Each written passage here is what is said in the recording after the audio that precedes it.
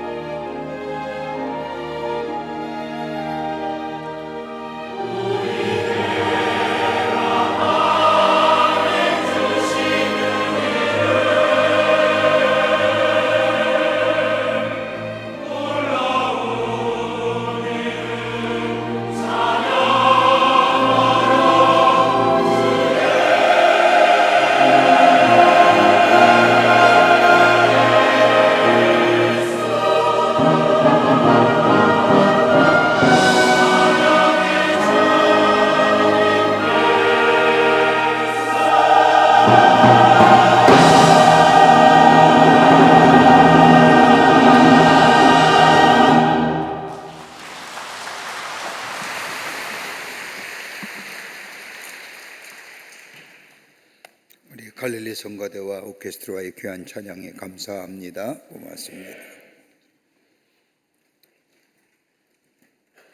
솔로몬이 죽은 후에 이스라엘은 북과 남으로 나누어지면서 남쪽은 유다 지파를 중심으로 유다 나라가 세워지고 북쪽은 에브라임 지파를 중심으로 한 다른 10개 지파들이 모여 북이스라엘 왕국이 세워지게 됩니다. 이렇게 나누어진 나라 북이스라엘 나라는 BC 722년에 아수르에게 멸망을 당하고 남쪽의 유다 나라도 바벨론에 의하여 나라의 위기가 닥쳐올 때에 하나님께서는 이스라엘 백성에게 회복의 말씀을 해주시고 계십니다. 나라를 다시 일으켜 세우고 하나님의 백성으로 살아갈 것이 무엇인지, 하나님의 축복을 받는 하나님의 백성의 삶이 어떠한 것인지를 이스라엘 백성에게 말씀하신 내용이 오늘 본문의 말씀의 내용입니다. 우리가 인생을 살아가다 보면 우리가 최선을 다해도 어찌할 수 없는 한계에 부딪힐 때가 많이 있음을 보게 됩니다. 노력하고 애를 써도 해결되지 않은 일들 앞에 우리는 얼마나 많이 좌절하며 절망하는지 알 수 없습니다. 나는 평범하게 잘 살고 있다는 그 시간이 가장 위험한 시간이라고 하는 말처럼 인생의 정점이 되었을 때에 가장 위험한 시간이 되었다는 역설적인 이야기처럼 하나님을 떠난 인생에 주시는 하나님의 말씀은 새로운 미래를 열어가게 하실 뿐만 아니라 그 말씀이 위로와 격려로 하여금 새로운 미래를 열게 하심을 보게 됩니다. 오늘 이 시대에 살고 있는 우리들이 들어야 할 하나님의 말씀이 어떤 말씀일까요?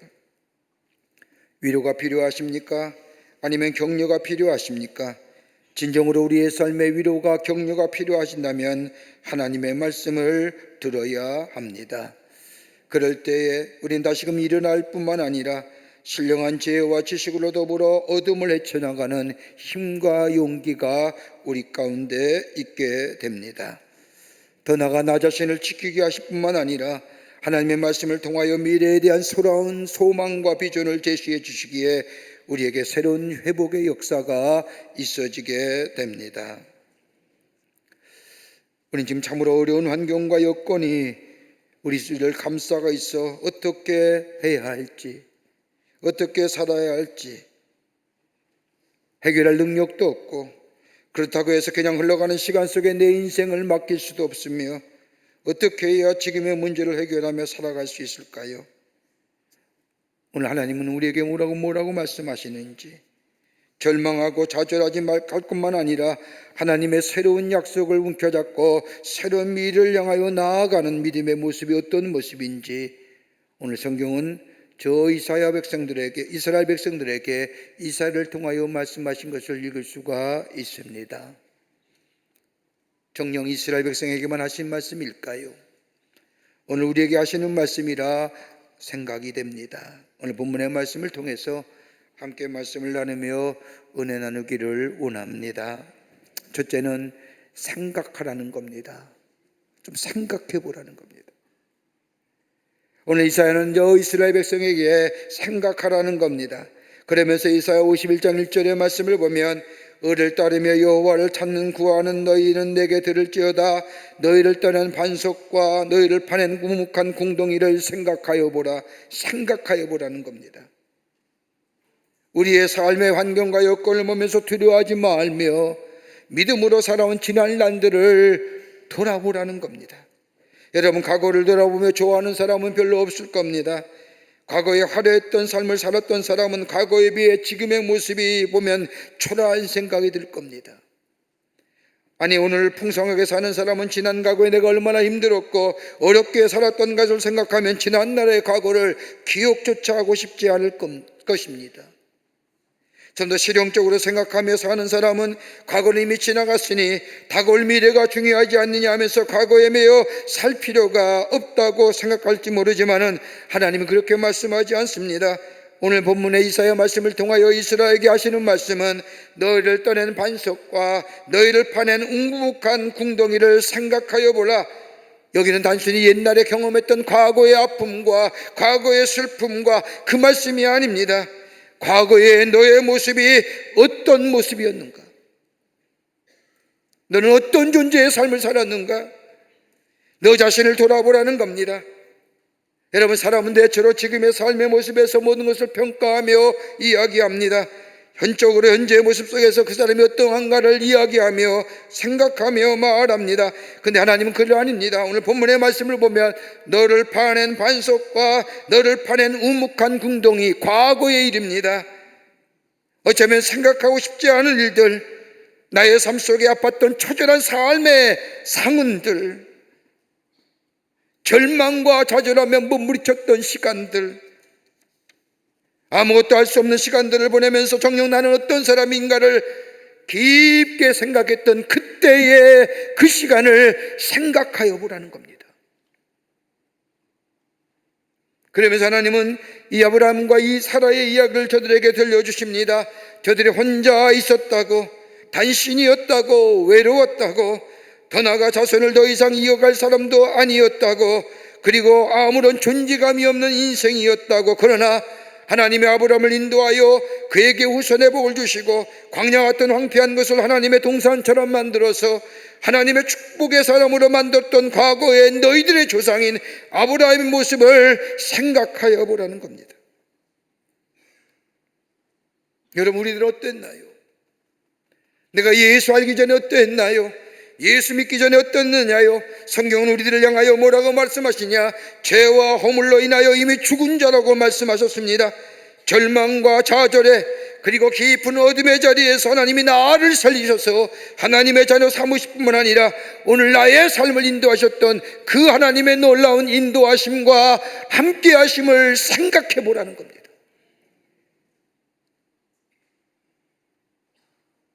하나님의 놀라운 은혜를 깨닫고 기억할 수 있다고 한다면,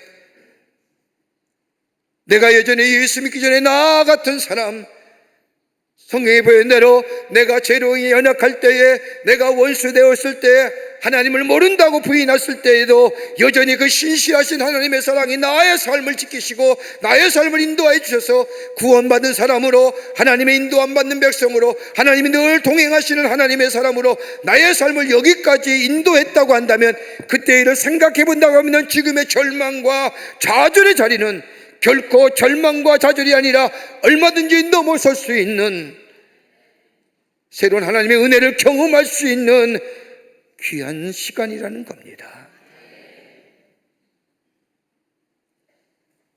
러시아의 대문이었던 토스토옙스키, 그가 쓴 작품들 아마도 여러분 많이 분들이 읽으시며 감명받으신 줄 압니다.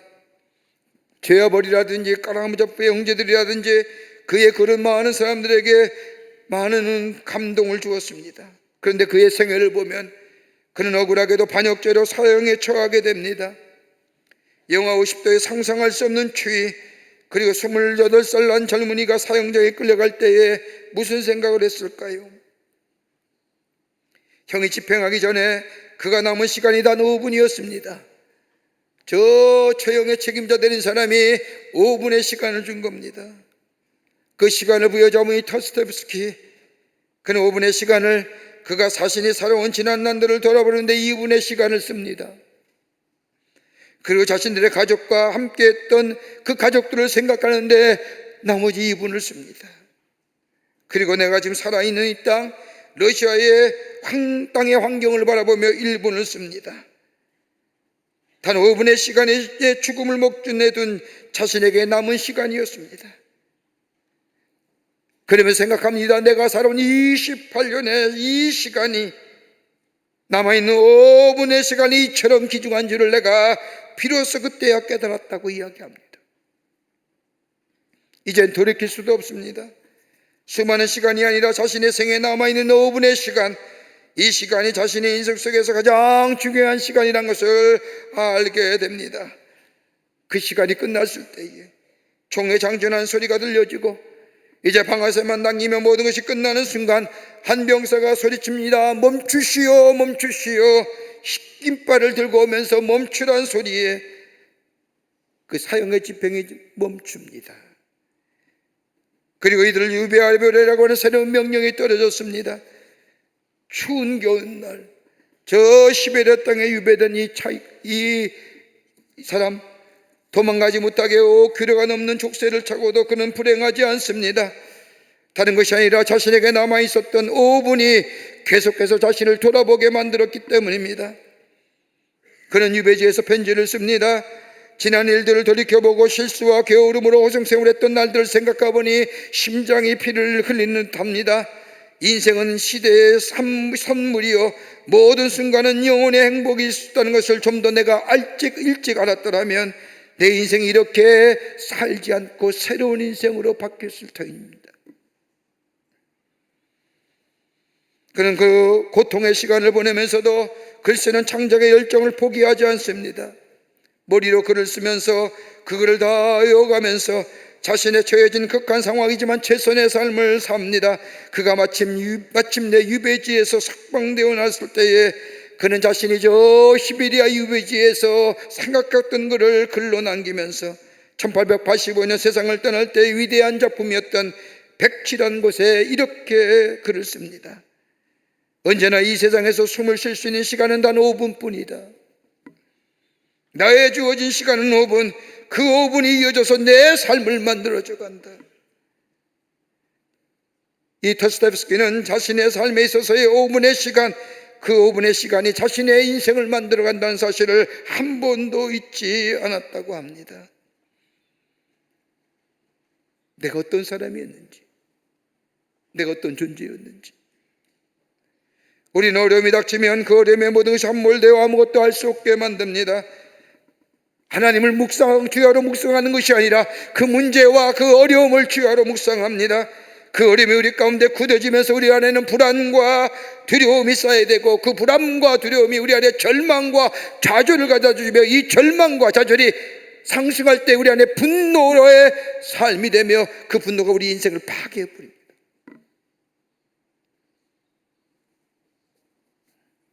그런데 오늘 이스라엘 백성에게 불안과 두려움이 넘어서서 절망과 좌절의 삶, 그 절망과 좌절이 한없는 분노의 삶으로 상승되어져 가는 저 이스라엘 백성을 향하여 하나님이 주시는 회복의 말씀은 다른 것이 아니라 생각해보라는 거예요. 네가 어떤 사람이었는지, 네가 어떤 존재였는지. 하나님께서 너를 포기치 아니하시고 사랑하셔서 인도해 주시고 그 하나님의 사랑이 오늘 여기까지 너의 삶을 지키셨던 것을 생각해보라고 한다면, 하나님의 은혜, 그 하나님의 사랑을 생각할 수 있다고 한다면 더 이상 그 자리가 절망과 좌절의 삶이 아니라 두려움과 염려의 삶이 아니라 그 자리를 통하여 새롭게 우리에게 베푸실 은혜를 다시 한번 기대하게 되며 그 은혜 속에 새로운 회복의 역사를 걸어가는 걸음의 단초가 된다는 겁니다. 이 믿음이냐는 거예요.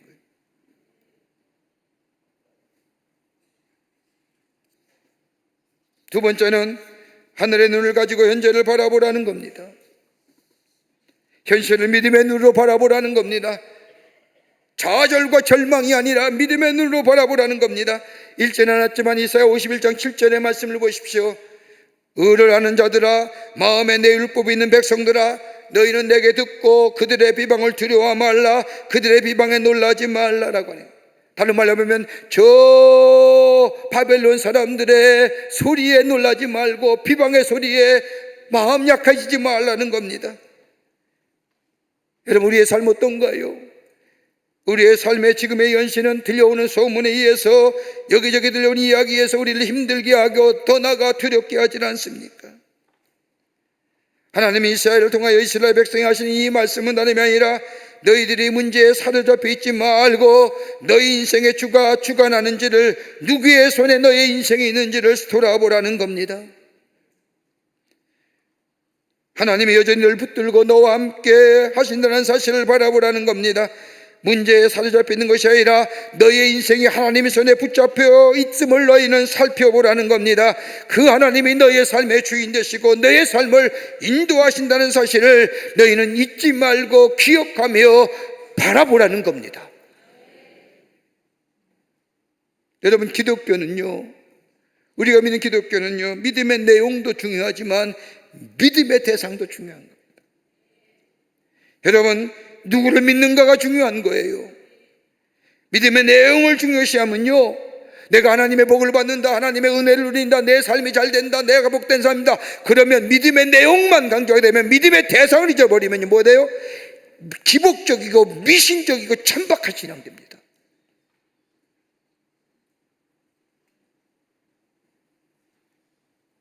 그건 뭐예요? 신념이에요, 신념. 내가 누구를 믿는가에 믿음의 대상이 잊어버리면 믿음의 내용은요, 덧없는 거 돼요. 그런 신앙인들 참 많아요, 우리 가운데. 내가 누구를 믿는지에 믿음의 대상을 잊어버리고, 내가 복받기를 원하고, 내 병이 낫기를 원하며, 내 삶이 잘 되기를 원하며, 내 자녀가 잘 되기를 원하며, 여러분 이것만, 내용에만 관심이 있으니요, 믿음의 대상을 버리니까 우리의 신앙이 뭐예요?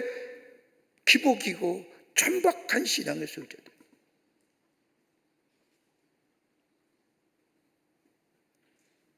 여러분, 큰 믿음이나 센 믿음보다는 믿음의 대상이 누구냐가 중요합니다. 우리의 신앙이 크고 센 믿음으로 확신을 가지고 있어도 믿음의 대상이 다르면요, 그 신앙은 뭐예요? 여러분, 다종교가 되고요, 다신화가 됩니다.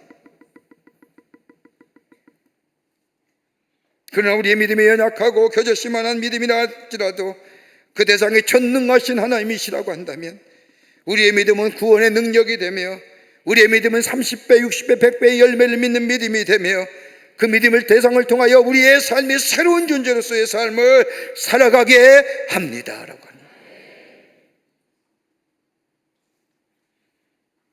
그러게 내게 믿는 하나님이 나를 창조하셨고 나의 삶에 계시며 내 삶을 이끌어 가시며 내 삶을 새롭게 하시며 매일매일 내게 새로운 힘을 공급해 주시며 나의 삶을 복되게 하신다는 사실을 내가 믿음으로 받아들이게 될 때에, 나의 삶에 계시는 하나님은 나의 삶의 초점으로 바라볼 수 있다고 한다면, 우리는 우리를 힘들게 하는 문제를 넘어서서 하나님의 강력한 빛의 인도함을 받는 하나님의 사람으로 살아가는 복된 인생이 되며 문제와 역경을 이기고 새로운 회복의 역사를 경험하는 복된 백성이 되는 줄 믿습니다. 오래전에 가이드 포스트에 나오는 김관호 형제라고 하는 신앙 간증이 실린 적이 있습니다. 이 형제는 자신의 경험을 토대로 한 간증의 이야기입니다. 아버지가 작은 사업을 하면서 잘 살았다고 합니다. 괜찮게 살았기에 어려움이 무엇인지 고통이 무엇인지도 모르고 살았습니다. 그러던 어느 날 아버지의 사업이 망하면서 어느 집처럼 집에 빨간 딱지가 붙여지면서, 그리고 어느 날 집달리가 오더니 모든 것을 다 빼앗고 그의 가족들은 거리로 내앉게 됩니다. 갈 데 없던 관원 씨의 가족들은 지인들의 도움을 보고 지하에 작은 방 한 건을 얻어서 살아가는데 누나도 있고, 그래서 방 한 칸을 엄마의 치마로 반을 나누어 가려놓고 생활하였다고 합니다. 암울하고 어두운 청소년의 시기를 보냅니다. 그에 의하면 자신의 청소년의 시기는 희망이 없었다고 말합니다. 등록금이 없었기에 학교도 갈 수가 없었습니다. 끈이를 떼우는 것도 힘들었을 뿐만 아니라 학교 갈 차비가 없었습니다. 어떻게 보면 다른 사람의 도움 없이는 살아갈 수 없는 암울한 현실이었습니다. 기억조차 하고 싶지 않은 자신의 삶을 보면서 그때 가졌던 자신의 삶의 단어는 어두움, 고통, 절망, 이게 자신의 삶을 대변하는 단어였답니다. 어느 날 학교를 가려고 집을 나섰는데 엄마가 부르더니 자신의 손에 500원짜리 동전 2개를 손에 쥐어주면서, 아들아, 오늘은 버스 타고 가라. 그러면서 어머니가 문을 닫고 들어가시는데 채 닫혀지지 않은 문틈 사이로 울고 계신 어머님의 모습을 보았습니다. 충격으로 다가왔습니다. 그러고는 간호는 버스를 타지 않고 걸어서 학교를 향해 갑니다. 학교를 가기 위해서는 터널을 지나야 되는데 그 터널을 들었을 때에 사람이 보이지 않는 그 터널 안에서 소리내어 엉엉 큰 소리로 울음을 터뜨리게 되는데, 그 울음소리를 지나가는 자동차의 소음에 묻혀서 들려지지 않는, 엉엉 울면서 그 터널을 걸어갑니다. 언제 끝날지 모르는 암울한 현실, 내 삶의 미래는 없는 거야, 나에게는 소망이라는 단어는 사치스러운 거야, 그러면서 터덜터덜 울면서 터널을 걸어가는 자신의 모습, 절망과 좌절로 더 깊숙이 들어가는 자신의 모습 같은, 그런데 문득 터널 끝에 이르렀을 때에 저 끝에서 빛이 보여지기 시작하는 겁니다. 그때 문득 자신의 마음속에 찾아온 생각이 있었습니다. 아, 그렇구나. 내가 아무리 어두워도 한 걸음 한 걸음 걸어간다면 언젠가는 이 터널을 빠져나갈 수 있겠구나. 왜? 빛이 있구나. 내가 걸어가는 길에 빛이 있구나 하는 소망이 자신의 마음속에 찾아왔다는 겁니다. 그러면서 그는 나중에 고백하기를, 그때 비친 나의 아버지의 사업이 다시 회복되는 것이고 내가 원하는 대학교에 가는 것이고 이것이 자신에게 나타날 새로운 빛이라고 생각했는데, 내가 친구의 권유로 교회를 나가 예수를 믿고 난 후에 진정한 빛은 다른 것이 아니라 예수 그리스도라는 것을 발견하게 됐다는 겁니다. 예수가 빛입니다.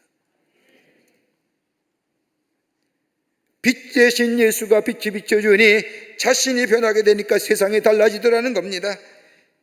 절망과 좌절과 어려움의 대명사였던 자신의 삶, 어느 땐가 희망을 얘기하며 소망을 말하더라는 겁니다. 여러분, 우리가 하나님의 사랑을 언제 할까요? 우리는 우리가 가지고 있는 문제 앞에 자신을 생각하면서 이걸 거야 저럴 거라고 이야기하며 생각합니다. 가만히 보십시오. 문제 앞에 문제만 얘기하지 하나님의 사랑을 얘기하는 사람 별로 없습니다. 하나님의 사랑이 있었기에 오늘 여기 왔는데, 하나님의 사랑이 분명히 있는데 문제만 가지고 문제만 바라보니 하나님의 사랑을 알지 못합니다. 나를 이끄시고 나를 붙드시고 나와 함께 하시는 하나님. 여러분, 문제에 사로잡혀 있지는 않습니까? 내 삶이 사로잡고 있는 것이 문제입니까? 아니면 하나님이십니까? 만약에 내 삶의 문제가 사로잡혀 있다면 일평생 그 문제에 벗어나지 못하지만, 나를 붙들고 계시는 주님, 나와 함께 하시는 우리 예수님과 함께 같이 인생을 걸어가는 삶들 때에 우린 다시금 희망을 노래할 수 있으며 회복의 역사를 경험하는 하나님의 백성의 삶이 될 줄 믿습니다. 그거 하는 거예요. 믿음을 노래할 수 있어요. 끝으로 믿음의 눈으로 하늘을 바라보라는 겁니다. 오늘 이사야서 51장 6절의 말씀을 보면, 너희는 하늘로 눈을 들며 그 아래 땅을 살피라. 하늘이 연기같이 사라지고 땅이 옷같이 헤어지며 거기에 사는 자들이 하루살이같이 죽으려니와 나의 구원은 영원히 있고 나의 공의는 폐하여지지 아니하리라. 무슨 말씀일까요? 죽고 사는 것은 너에게 달려있는 게 아니에요. 죽을 것 같지요? 죽고 사는 것은 내 소관이 아니에요. 내 문제가 아니라 하나님이 하시는 일이에요. 여러분, 인간의 생과 복도, 생과 사도, 더 나아가 한 나라의 흥왕과 망함의 역사도 여러분 인간에 의해서 되어진 것이 아니라 하나님의 손에 달려있는 것, 하나님께 달려있다는 것, 여러분 이것을 믿고 깨달을 수 있다고 한다면 지금의 삶이 아무리 어려워도 그 일을 주관하시는 하나님이 계시다는 사실을 우리가 믿음으로 받아들일 때에 우리의 삶의 태도와 우리의 삶의 여정이 달라지는 역사가 있게 됩니다. 여러분, 가데스바나의 10명의 정탐꾼의 이야기 보세요. 여리고성을 정탐하러 들어갑니다. 12명의 정탐꾼이 들어갔지만 10명의 정탐꾼은 현실을 보았습니다. 세상의 눈으로 바라보았습니다. 이성과 경험의 눈으로 바라보았습니다. 인간의 눈으로 바라보았습니다. 그 결과 저들은 하나님의 약속한 땅이지만 가나안 땅에 들어가지 못합니다. 그럼에도 불구하고 보여진 이면 속에 하나님의 약속을 바라보았던 사람, 역사를 주관하시는 하나님이 내 삶에 그분께 달려있으며 이 민족의 미래가 그에게 달려있다고 고백했던 여호수아와 갈렙은 가나안 땅에 들어가지 않습니다. 세상의 상식과 경험으로 이해되지 않는 전혀 다른 이야기를 했던 겁니다. 이 이야기는 뭐예요? 믿음으로 나오니, 믿음으로 얘기할 수 있는, 믿음으로 말할 수 있는 자들. 다름이 아니라 내 삶은 하나님께 달려 있구나. 하나님이 내 삶을 인도하시는구나라고 합니다. 보네포 이상으로 독일의 고백교회를 이끌었던 독일 교회를 이끌었던 마틴 네밀러라고 하는 목사님이 계십니다. 그분이 쓴 책 가운데 이런 이야기 하나가 나옵니다. 젊은 청년 한 사람이 마틴 목사님을 찾아왔습니다. 나치의 통치 아래 모든 것이 다 무너져가 있는 독일의 모습을 보면서 독일의 미래는 없습니다. 희망도 사라졌습니다. 이제 다 끝났습니다. 라고 말하는 이 청년에게 목사님이 말합니다. 아닐세, 아직도 하늘은 열려져 있다네. 하나님께 찬 소망이 있지 않는가라고 말했다고 합니다. 여러분, 지금 여러분이 잡고 있는 것이 뭘까요? 절망과 좌절의 어두운 그림자가 여러분을 잡고 계십니까? 아니면 과거의 것들이 여러분을 잡고 있습니까? 그것이 잡는 것이 아니라 하나님의 은혜가, 하나님의 사랑이, 하나님의 인도하심의 놀라운 손길이 여러분의 삶을 잡고 있다는 사실을 우리가 기억하며 그분과 함께 걸어가는 우리의 인생의 여정이 될 때에 우리의 여생은 더 이상 절망과 좌절과 어둠의 길이 아니라 새로운 희망과 소망과 치유와 회복의 역사를 통하여 새롭게 시작하시는 놀라운 역사가 우리 가운데 있게 되는 줄 믿습니다. 얼마 전에 제가 우연히 미국의 오래된 복음성가를 하나 들으면서 큰 은혜를 받았습니다. 그 복음성가의 제목은 주님 나로 잊지 않게 하소서, Remind me, dear Lord라고 하는 고전성가입니다. 그 가사가 이런 겁니다. 내가 사랑하는 것들, 내가 붙잡은 것들 다 빌려온 것입니다. 내 것이라고는 하나도 없습니다. 예수님이 단지 내가 그것을 사용하도록 허락하였을 뿐입니다. 내 삶을 아름답게 살려고요. 그러나 주님, 나는 이 사실을 잊고 삽니다. 때때로 추억의 커튼을 걷을 때에 보여주십시오. 주님께서 어디서부터 나를 이끄셨고 내가 어디에 있었는지를 기억하게 해 주십시오. 하나님, 나는 연약한 인간이라 잘 잊어버립니다. 그러나 주님, 나로 잊지 않게 일깨워 주십시오. 내가 행한 모든 것들, 하나님의 독생자를 받을 자격이 나에게는 없습니다. 난 주님의 손에 상처를 받을 만한 자격이 나에게는 전혀 없습니다. 그러나 주님께서 내 대신 죽기 위해 갈보리 길을 선택하셨습니다. 왜 주님께서 나를 사랑하는지 이해할 수 없습니다.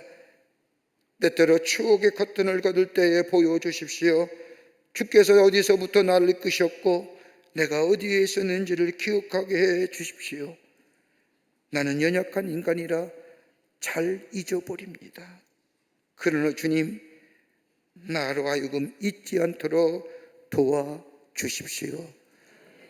Remind me, O Lord. 그 은혜가 여러분 가운데, 저 가운데 있어서 주의 약속을 붙잡고 주님과 함께 걸어가는 새로운 회복의 역사를 써내려가는 여러분과 저와 되시기를 주의 이름으로 축복합니다. 하나님, 감사합니다. 저희들 주께서 사랑해 주셔서 하나님의 자녀 삼으심에 감사합니다. 우리의 삶의 어려움과 역경과 환난과 권고함, 하나님의 은혜 기억하게 하시고 생각하게 하시고 주님의 손 붙잡고 믿음의 눈으로 이 땅을 바라보며 주님과 함께 걸어가는 저희가 되게 하여 주시옵소서. 성령이 도우실 줄 믿으며 예수님의 이름으로 기도하옵나이다. 아멘.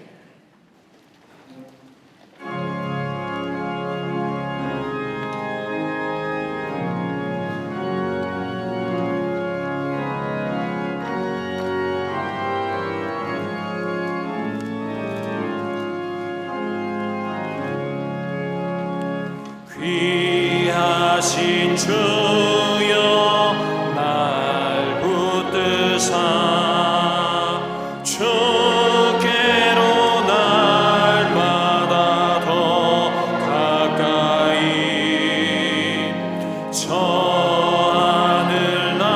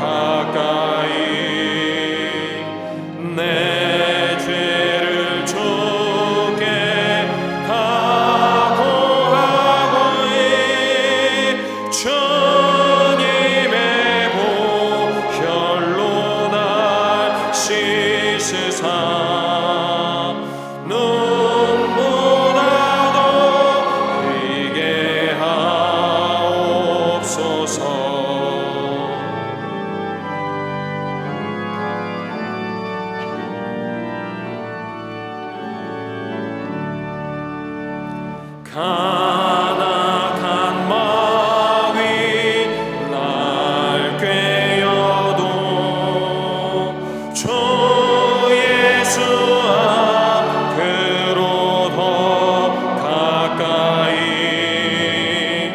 이 세상 속한 그 허영심 또 주 안생 각을 다 버리니 정결한 맘 내게는 주소서. 이 세상 내가 살 동안에 주께로 날마다 더 가까이 저 배는 천국 나 들어가 한없는 복락을 다 얻도록 풍성하는 예를 주옵소서.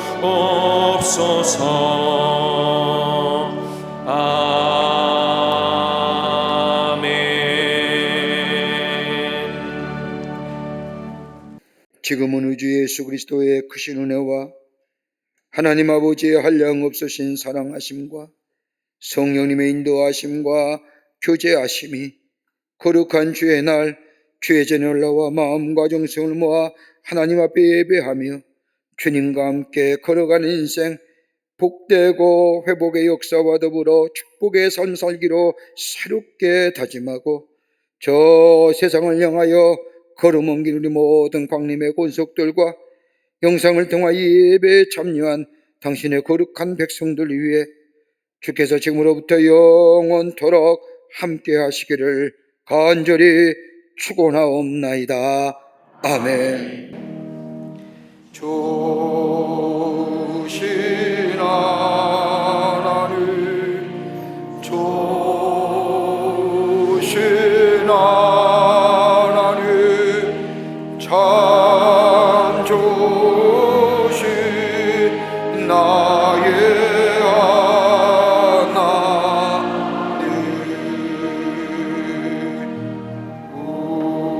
우리의 매우